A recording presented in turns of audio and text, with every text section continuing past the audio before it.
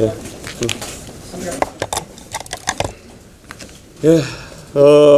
오늘 이렇게 선거운동 개시일을 맞아서 저희가 어떤 방식으로 캠페인을 전개해 나갈지, 그리고 저희의 주 공략 대상은 어디인지, 그리고 어떤 대한민국 만들고 싶은지에 대해 가지고 제 포부를 말씀드리는 그런 기자회견문을 읽었습니다. 사실 지금 이 선거가 지난 한 달여의 시간 동안 정말 국민들에게 감동을 주지 못하는 이유는 이번 사태에 무한한 책임이 있는 국민의힘이라는 세력이 어떻게든 그들의 정치 생명을 연장하기 위해서 각자의 위치에서 추태를 부리고 있기 때문이다. 전 이렇게 규정합니다. 윤석열 전 대통령은 전혀 한 나라를 이끌었던 사람답지 못하고, 마찬가지로 그 위기를 극복하겠다고 등판한 비대위원장도 전혀 해야 할 일을, 국민이 바라는 일을 하지 않고 시간을 흘려보냈으며, 국민의힘에 있는 국회의원들은 지금까지 그래왔던 것처럼 용기 있는 목소리를 내는 것을 주저해 왔습니다. 그러다가 나중에는 당권에 대한 욕심마저 발동해서 결국 대한민국 정치사의 길이 남을 추태를 보이고 만 것입니다. 지금 그리고 들어선 김문수 후보는 지금까지 보수 진영을 망가뜨렸던 강경 보수적인 색채의 자유통일당과 같은 그런 이념적 지향과 행동 양식에서 벗어나지 못하고 있습니다. 그렇기 때문에 저는 이제 보수 정치는 고쳐 쓸 수 있는 상태가 아니라 바꿔 써야 되는 상태다라고 규정합니다. 그리고 완전히 새로운 방법으로, 새로운 주체로 바꿔서 이재명 후보가 내세우는 포퓰리즘, 즉 대한민국을 망가뜨릴 것이라고 많은 사람들이 우려하는 그 포퓰리즘을 막아세울 수밖에 없다라는 결론에 이르렀습니다. 그래서 정말 22일의 남은 기간 동안 개혁신당이 가진 여러 부족한 여건에도 불구하고 결국 바람을 일으키는 수밖에 없습니다. 그 바람이라고 하는 것은 정말 대한민국을 살려낼 그런 바람이 될 것이고, 가장 낮은 곳에서부터, 그리고 가장 대한민국을 걱정하는 국민들의 결집 마음으로부터 시작될 것이라는 것을 믿어 의심치 않습니다. 열심히 해서 성과 내겠습니다. 예, 혹시 질문 있으시면 질문 받겠습니다. 김문수 후보에 대한 평가 한마디. 사실 지난 며칠간의 활극 속에서 김문수 후보에 대한 일정한 동정론이 있었던 것은 알고 있습니다. 하지만 김문수 후보가 지금까지 보수 진영에서 강경 보수적인 색채를 띠면서 보여준 모습은 미래지향적이지 않다라는 것이 제 생각입니다. 그래서 저는 김문수 후보가 전혀 지금의 탄핵으로 얼룩진 그런 보수 진영을 국민에게 새롭게 선보일 능력이 없다라고 판단합니다. 그렇기 때문에 저는 그저께 홍준표 전 대표께서도 말씀하셨듯이 이번 선거가 그래도 국민들에게 볼만한 선거가 되려면 하루빨리 이준석과 이재명의 대결 구도로 정리되어야 정책 경쟁 그리고 비전 경쟁이 이루어질 수 있다, 이런 생각을 하고 있습니다. 김문수 후보가 90년생 만 35세 비대위원장을 지명을 했는데 그건 어떻게 보셨습니까? 김용태 비대위원장 지명자는 저와도 친분이 있고, 어제도 제가 그래서 같이 있는 단체 채팅방에서 김용태 위원장 내정자에게 상당한 축하와 함께 기대를 드러내는 이야기를 한 바가 있습니다. 하지만 우리가 지금까지 봐온 것은 그 당의 비대위원장이 누구라 하더라도 결국엔 그 당은 지금까지의 관성에 따라서 움직일 것이라는 확신이 있습니다. 선출되었던 당대표이고 대통령 선거와 지방선거를 승리로 이끌었던 저도 그들의 기득권에 쓰러졌는데, 저는 그리고 이번에는 그 강경 우파적 경향성이 더 강해진 상황 속에서 김용태 비대위원장 내정자의 역할은 제한적일 것이라고 생각합니다.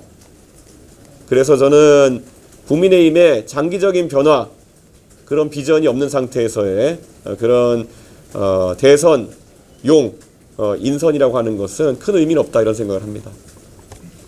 네, 기자님. 그 공판부에서 이야기하신 것을 승리할 거라고 생각해서 목표하시는 득표율이 유지하다가 문제고요. 윤 전 대통령 어제 SNS 메시지 나온 것 때문에 전 대통령의 대선 계획이다 뭐 이런 얘기를 이거에 대해서 어떻게 생각하세요? 동탄 모델이 동작하는 데 있어서는 결국 1위를 달리고 있는 후보의 지지율이 동탄에서 56%쯤에서 39%까지 떨어지듯이 결국 이재명 후보의 위험성에 대해서 많은 국민들이 공감하는 것이 중요합니다. 그래서 아까 기자회견문에서 얘기했던 것처럼 행정권을 가진 만약 대통령이 190석에 달한 입법권까지 가지고 있고 그 사람이 만약에 사법권까지 겁박하려고 하는 태도를 가지고 있다 한다면은 이것은 독재 기도의 사전적 정의에 해당합니다. 그런 위험성을 우리 국민들께서 알아주신다면은 결국 민주당 후보의 지지율이 지금보다 낮아질 것이다 라는 생각을 하고 있고요. 그 동탄 모델 하나에서 또 하나의 요체는 미래를 지향할 수 없는 국민의힘의 득표율이 20% 이하로 묶이는 것입니다. 그렇게 됐을 때 4대 4대 2의 구도가 형성되면서 동탄 주민의 현명한 선택으로 제가 당선될 수 있었던 것이 바로 동탄 모델입니다.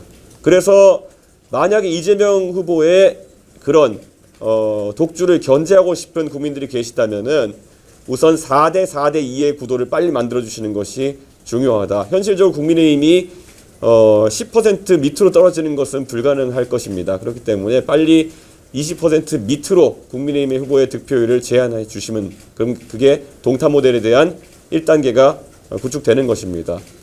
그리고 아까도 말했듯이 윤석열 전 대통령의 지금 선거에 대한 여러 가지 메시지는 윤석열 전 대통령 본인에게도 바람직하지 않고 그리고 그래도 대통령을 지냈던 사람의 품격에 맞지 않는다. 지금 들어서 본인의 망상으로 촉발된 대한민국의 중차대한 위기에 대해 가지고 반성하면서 자숙하기를 기대하고 또 요구하겠습니다. 네, 이런 기자. 이번 대선이 이재명 대 이준석 구도가 되려면이라는 말은 국민의힘과 만약에 단일화를 한다고 하면 후보직으로 하는 방향은 열려 있다는 말일까요? 저는 저의 그런 단일화나 이런 것에 대한 움직임이 유권자들에게 매우 우려를 낳을 것이다 라고 생각합니다. 지난 동탄 선거에서도 결국 저에게 이기려면은 양자로 가야 되는 것이 아니냐라는 여러 가지의 유혹을 사실 국민의힘 측에서 던졌지만은 저는 단 한 번도 거기에 응한 적이 없습니다. 그것은 지금 대한민국의 이 탄핵과 관련된 여론에서 탄핵 반대파에 해당하는 국민의힘과 손을 잡는 순간 과반을 얻을 방법이 없기 때문이다. 이렇게 선명하게 말씀드리겠습니다. 국민의힘에 있는 후보들은 당권 투쟁이 목표이기 때문에 그런 선택을 할 수 있을지 모르겠지만 저는 정권 교체, 세대 교체, 시대 교체 이 세 가지 교체를 이뤄내야 되는 숙명을 가진 그런 사명감을 가진 후보이기 때문에 길이 좁아 보이더라도 이길 수 있는 가능성이 살아있는 방향으로 선택을 할 것입니다. 그래서 저는 단일화는 결코 불가능하다. 어떤 방식으로든 그렇게 생각하고요. 실제로 지난 총선을 보면 경기 남부 지역에 약 40여 개의 선거구가 있습니다. 그런데 결국 뭐 이천이라든지 분당이라든지 이런 국민의힘의 절대 우세 지역을 제외한 곳에서는 양자로 붙었던 국민의힘 후보들이 전부 지고 개혁신당으로 당당하게 나섰던 저만 경기 남부 지역에서 승리를 만들어냈습니다. 양자 구도가 3자 구도에 비해서 나을 것이 없다. 결국 진정성과 그리고 선명함으로 승부하는 것이 정답이다라는 것을 깨우쳐주는 그런 통계적 결과가 아닐까 생각합니다. 대표님 출마 선언문에서 과도 아니고 우도 아니고 앞으로 가겠다고 하셨는데 어떤 의미이신지 궁금합니다. 저는 대한민국이 좌우로 갈려서 특히 두 가지 색깔밖에 존재하지 않는 것처럼 양당이 몰아갔기 때문에 무슨 프로야구팀 응원하듯이 이런 정당을 응원하는 문화 속에서 극한 대립이 벌어졌다 이런 생각을 합니다. 그런데 양당 모두 그러면 보수의 가치나 진보의 가치를 정확히 드러내가지고 정책을 펼쳤느냐? 그것도 아닙니다.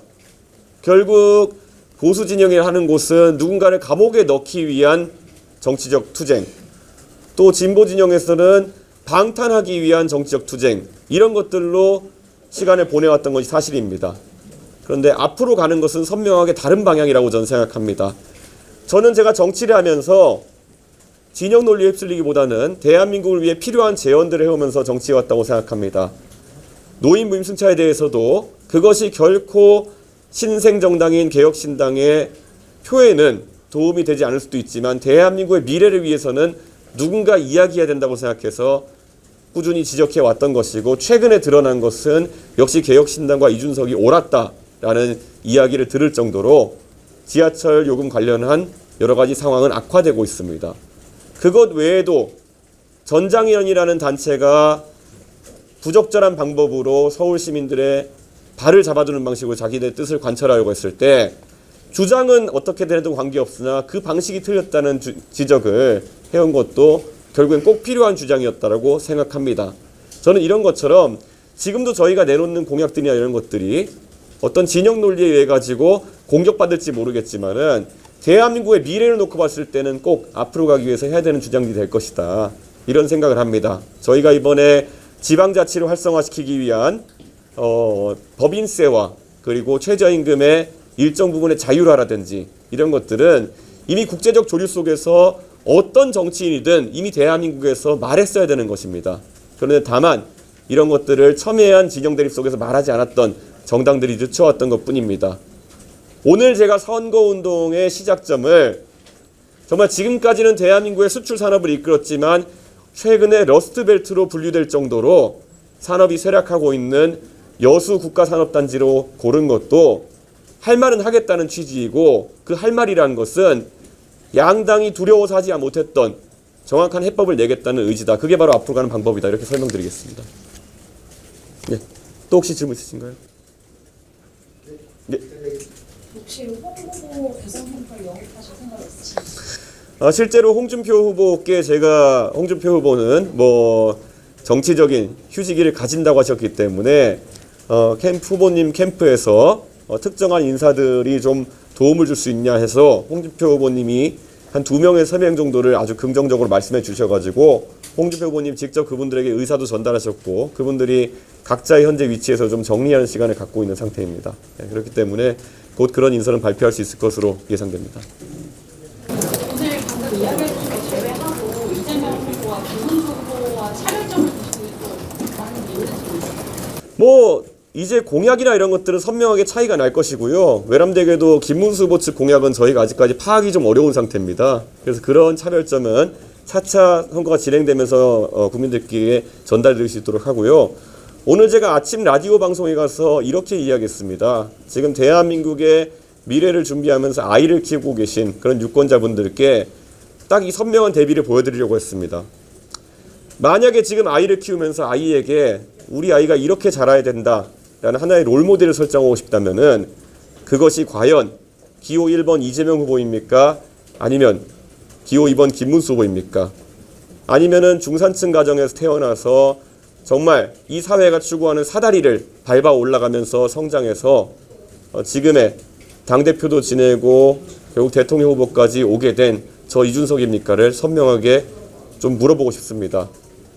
자신의 자녀에게 또는 자신의 손자 손녀에게 이렇게 살아라, 이렇게 살았으면 좋겠다라고 추천할 수 있는 그런 도덕적인 흠결 없고 그리고 지금까지 누군가의 도움 없이 이렇게 올라온 이준석을 선택해 주시기를 유권자에게 호소할 예정입니다. 예, 곽 기자님. 최근에 이제 홍 전 시장도 뵙고 안철수 의원도 뵙고 했잖아요. 혹시 남은 선거 기간 중에 다른 분들 혹시 뵙거나 이벤트 같은 게 있을 수 있을까요? 당연히 그런 시도는 할 것이고요. 하지만 제가 원래 정치하면서 다른 사람한테 패 끼치는 걸 좀 싫어합니다. 그래가지고 지금 홍준표 시장님이야 어차피 정치에서 잠시 휴직을 갖겠다 선언하시고 탈당까지 하신 상황이기 때문에 제가 좀 적극적으로 말씀을 드릴 수 있었던 것이고요. 안철수 의원님이나 또 다른 분들 같은 경우에는 현재 그 당에서 또 노력을 하겠다는 입장을 견지하고 계시기 때문에 무리한 어떤 압박이나 아니면 그런 요청에 해당하는 것들은 제가 드리지 않겠지만은 정책이나 이런 것에 대한 문의라든지 아니 물밑에서 또 저희가 여쭤보고 또 협력할 수 있는 게 있으면은 상의 드리도록 하겠습니다.